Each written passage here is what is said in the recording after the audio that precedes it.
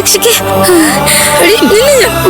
ഇതാണ് എന്റെ കുടുംബം, എന്റെ സന്തോഷം. ചട്ടമ്പി പാറു ഇന്നു മുതൽ എല്ലാ ദിവസവും രാത്രി 7:30 നമ്മുടെ സ്വന്തം സൂര്യ ടിവിയിൽ. എന്താ നന്ദിനി അവിടെ? ഏത് നന്ദിനി? ഇന്നലെ നീ വിവാഹം കഴിച്ച പെണ്ണ്. ഓ, അവിടെ ശരിക്കുള്ള പേര് നന്ദിനി എന്നായിരുന്നോ? ഞാൻ വേറെ എന്തൊക്കെയാ വിളിച്ചോണ്ടിരുന്നത്. അതിന് അച്ഛനെന്തിനാ ഇങ്ങനെ ഒരുപാട് നോക്കുന്നത്? ഞാനും അവളും തമ്മിൽ സംസാരിക്കായിരുന്നു. ആ പെണ്ണുണ്ടല്ലോ അച്ഛാ, എന്തൊക്കെയോ സംസാരിക്കുന്നു. താലിയെക്കുറിച്ചും കല്യാണത്തെക്കുറിച്ചും അതിന്റെ മഹത്വത്തെക്കുറിച്ചും ഒക്കെ. പക്ഷേ ഞാൻ അവളോട് പറഞ്ഞു, അമ്മയെ തോൽപ്പിക്കാൻ വേണ്ടി മാത്രമാണ് ഞാൻ അങ്ങനെ ഒരു താലി കിട്ടിയത്. എന്തോ അവൾക്കതങ്ങോട്ട് മനസ്സിലാവുന്നില്ല. അവൾക്കെന്നല്ല, വേറൊരു പെണ്ണിനും നീ പറയുന്നതൊന്നും മനസ്സിലാവില്ല. അതെന്താ? നിന്റെ ആവശ്യം അമ്മയെ തോൽപ്പിക്കലായിരുന്നില്ലേ? അതിൽ നീ ജയിച്ചു. പത്മ മുറിവിട്ട് പുറത്തിറങ്ങുന്നില്ല, വരുന്ന കോളുകൾ എടുക്കുന്നില്ല, നാണം കെട്ട് തലകുനിച്ച് തന്നെ ഇരിക്കുക. യെസ്, അതായിരുന്നു എന്റെ ആവശ്യം. പക്ഷെ അച്ഛ, അമ്മയൊന്ന് തോറ്റ് കാണാൻ അച്ഛനും ആഗ്രഹിച്ചിട്ടില്ലേ? മോനെ, എങ്കിലും നീ ഒന്ന് മനസ്സിലാക്കിക്കോ, നീ ഇന്നലെ തോൽപ്പിച്ചത് നിന്റെ അമ്മയെ അല്ല, ഒന്നും അറിയാത്തൊരു പാവം പെൺകുട്ടിയെ, അവളുടെ അച്ഛനെ, ആ പാവപ്പെട്ട കുടുംബത്തിന്. അച്ഛൻ എന്തൊക്കെയാ പറയുന്നത്? ഞാൻ അവരെന്ത് ചെയ്തെന്ന? എന്ത് രസമായിരുന്നടാ അവരുടെ ജീവിതം. കണ്ടു കൊതിച്ചിട്ടില്ലേ ഞാനും നീയും? അങ്ങനെ പരസ്പരം സ്നേഹിക്കാൻ പറ്റുമായിരുന്നെങ്കിലെന്ന് ആഗ്രഹിച്ചിട്ടില്ലേ? എന്നിട്ടിപ്പോ ആ കുടുംബത്തിന്റെ അവസ്ഥ എന്താ?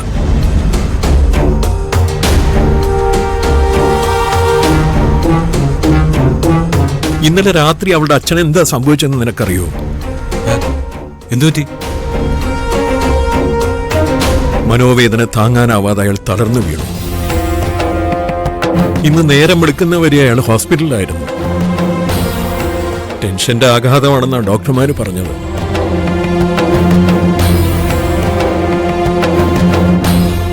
എന്നുവെച്ചാ ഒരു മരണത്തിന്റെ മുന്നിൽ നിന്നും കഷ്ടിച്ചാണ് അയാൾ രക്ഷപ്പെട്ടത്.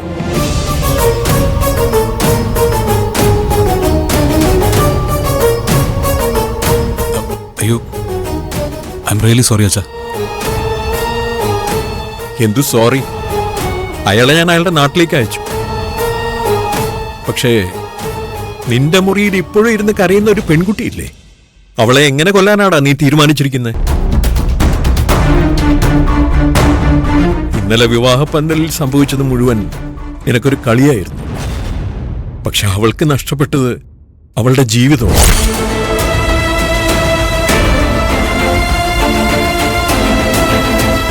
അവളുടെ ജീവിതം കവർന്നെടുക്കാൻ നിനക്കെന്താണ് അവകാശം? എന്റെ കഴുത്തിൽ താലി കെട്ടാൻ സാറിന് എന്താ അധികാരം? അവൾക്ക് സ്വപ്നങ്ങളില്ലേ, മോഹങ്ങളില്ലേ? അതൊക്കെ എറിഞ്ഞുകൊടുക്കാൻ നീ ആരാടാ? ഈ ഒരു താലിച്ചരടോടെ എന്നെ ഇല്ലാതാക്കി, എന്റെ സ്വപ്നങ്ങൾ ഇല്ലാതാക്കി, എന്റെ കുടുംബം തന്നെ ഇല്ലാതാക്കി.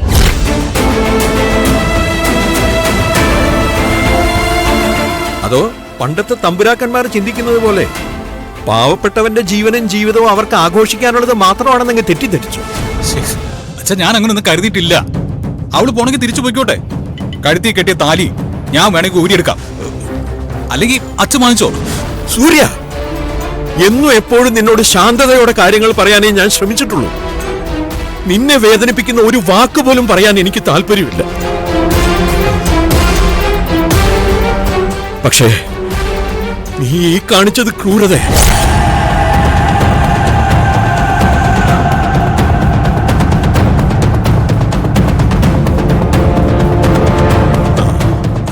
സംഭവിച്ചത് സംഭവിച്ചു. ഇന്നലെ വിവാഹമണ്ഡപത്തിൽ നടന്നത് മഹനീയമായൊരു കർമ്മമാണ്. നീ താലി ചാർത്തിയ പെൺകുട്ടിയോട് നിനക്ക് ഉത്തരവാദിത്തങ്ങളുണ്ട്. അമ്മ എതിർത്തോട്ടെ, മറ്റുള്ളവർ അപമാനമാണെന്ന് പറഞ്ഞോട്ടെ, പക്ഷെ അത് ചെയ്ത നീ അന്തസ് കാണിക്കണം. അവളെ കരയിക്കാതെ അവളെ സങ്കടങ്ങളിലേക്ക് തള്ളിവിടാതെ നോക്കേണ്ടത് നിന്റെ ഉത്തരവാദിത്വമാണ്.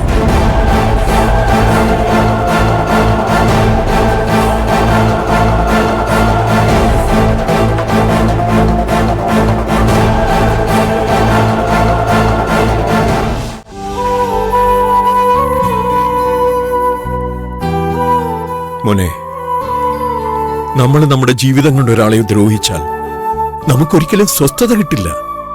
ഒരു കാര്യം നീ മനസ്സിലാക്കിക്കോ, ആ പെൺകുട്ടിയുടെ കണ്ണിൽ നിന്നൊരു തുള്ളി കണ്ണീര് വന്നാൽ ചുട്ടുപൊള്ളുന്ന ആ കണ്ണീര് വീഴുന്നത് നിന്റെ നെഞ്ചിലേക്കായിരിക്കും. പിന്നൊന്നും മനസ്സമാധാനമായിട്ട് ഉറങ്ങാൻ പോലും നിനക്ക് പറ്റില്ല. അതുകൊണ്ട് കഴിഞ്ഞതൊക്കെ മറന്ന് അവളെ സ്നേഹിക്കാൻ നോക്ക്, അവളെ സംരക്ഷിക്കാൻ നോക്ക്. എനിക്കിപ്പോ ഇത്രയും നിന്നോട് പറയാനുള്ളൂ.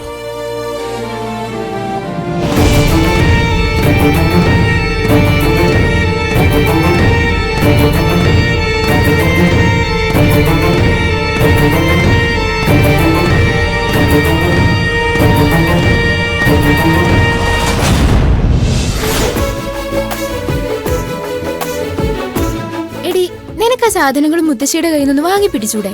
എനിക്ക് പറ്റില്ല. നന്ദിനി പോകുമ്പോ പ്രത്യേകം പറഞ്ഞിരുന്നില്ലേ എന്നെ കൊണ്ട് പണിയൊന്നും എടുപ്പിക്കരുതെന്ന്? ഞാൻ കേട്ടില്ലല്ലോ. ഉള്ള പണി എല്ലാരും കൂടി എടുക്കണമെന്നാ പറഞ്ഞത്. ഇന്നെന്തായാലും ചേച്ചി വരുമല്ലോ, നീ കിടന്ന് ഉറങ്ങായിരുന്നു എന്ന് ഞാൻ ചേച്ചിയോട് പറഞ്ഞു കൊടുക്കും. ആ, അങ്ങനെയാണെങ്കിലേ രാത്രി ഫോൺ നോക്കിയിരിക്കുന്ന കാര്യം ഞാൻ പറഞ്ഞു കൊടുക്കും. അപ്പം നന്ദിനിയുടെ കയ്യിൽ നിന്ന് കിട്ടുമല്ലോ. പോയവര് രണ്ടാളും കണക്കാ. വിളിച്ചിട്ട് ഫോണും എടുക്കുന്നില്ല. ഇന്ന് വരുവോ അതും അറിഞ്ഞൂടാ. ചേച്ചിയുടെ കാര്യല്ലേ മുത്തശ്ശി, കല്യാണം കഴിഞ്ഞ് അവിടെയെല്ലാം വൃത്തിയാക്കി ആ വീടും അടിച്ചു നനച്ച് തുടച്ചിട്ടേ ചേച്ചി എത്തു. അതൊന്നുമല്ല, നന്ദിനിക്ക് നമ്മളെ കാണാതിരിക്കാൻ പറ്റില്ല. ഇന്ന് തന്നെ നന്ദിനി ഇങ്ങെത്തും, നോക്കിക്കോ. മിക്കവാറും ബസ്സിൽ കയറിയിട്ടുണ്ടാവും.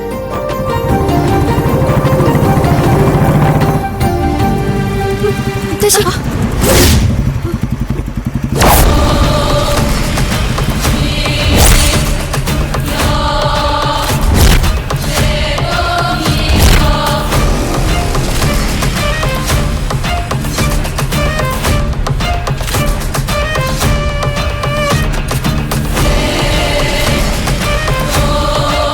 എന്താ കാർത്തികേയ, വഴി കൂടി നടക്കാനും സമ്മതിക്കില്ലേ? വഴി കൂടി നടക്കാൻ പാടില്ല എന്ന് പറയാൻ എനിക്ക് പറ്റുമോ? ഇനിയിപ്പൊ നിങ്ങളെയൊക്കെ കാണുമ്പോ ഞാൻ വഴി ഒഴിഞ്ഞു തന്നല്ലേ പറ്റൂ. പിള്ളേര് രണ്ടിനെയും കൊണ്ട് എങ്ങോട്ട് പോയതാ? ഓ, പിള്ളേര് മുതിർന്നല്ലോ. ഇനിയിപ്പൊ നാട്ടിലൊക്കെ നടന്ന് ഇവർക്ക് രണ്ടുപേർക്കുമുള്ള പുളിങ്കൊമ്പ് കണ്ടുപിടിച്ചല്ലേ പറ്റൂ. ദേ കാർത്തികേയ, വെറുതെ അനാവശ്യം പറയരുതേ. തിരിച്ചു പറയാൻ എനിക്കും അറിയാം. പറഞ്ഞോ പറഞ്ഞോ, പക്ഷെ ഒരു കാര്യം മുത്തശ്ശിയോടും മക്കളോടും ഞാൻ പറഞ്ഞേക്കാം. കൂട്ടത്തിലൊരുത്തി കുറെ പൊക്കത്തിലോട്ടങ്ങ് കേറിയെന്നും വെച്ചിട്ട് ഈ നാട്ടിൽ അഹങ്കരിച്ച് നടന്നാലേ കാല് ഞാൻ വെട്ടിക്കളയും സകലതിന്റെ.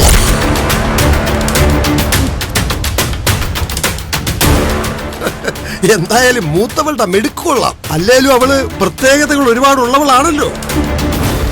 ആരെയാ പിടിക്കേണ്ടത്, എവിടെയാ കേറേണ്ടതെന്നൊക്കെ കൃത്യമായിട്ട് അവൾക്കറിയാം.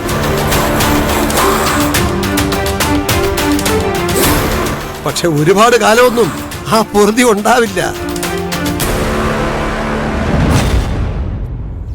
കുറച്ചു നാൾ കഴിയുമ്പോ വേലക്കാരിയുടെ വൃത്തികെട്ട മണമുണ്ടല്ലോ, അതവർക്ക് മനസ്സിലാവാൻ തുടങ്ങും. കൂടെ ഉള്ളവനും മനസ്സിലാവും. അപ്പതാ കഴുത്തിൽ ഇങ്ങനൊരു പിടുത്തം പിടിച്ച് ഓടയിലേക്ക് ഒരു തള്ളു തള്ളു.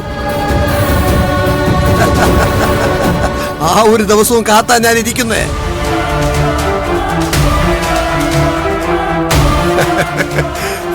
തൽക്കാലം മുത്തശ്ശി മക്കളും ചെല്ല്, പൊന്നുമോളോട് പറഞ്ഞേക്ക് കാർത്തികേയൻ കാത്തിരിക്കുകയാണെന്ന്.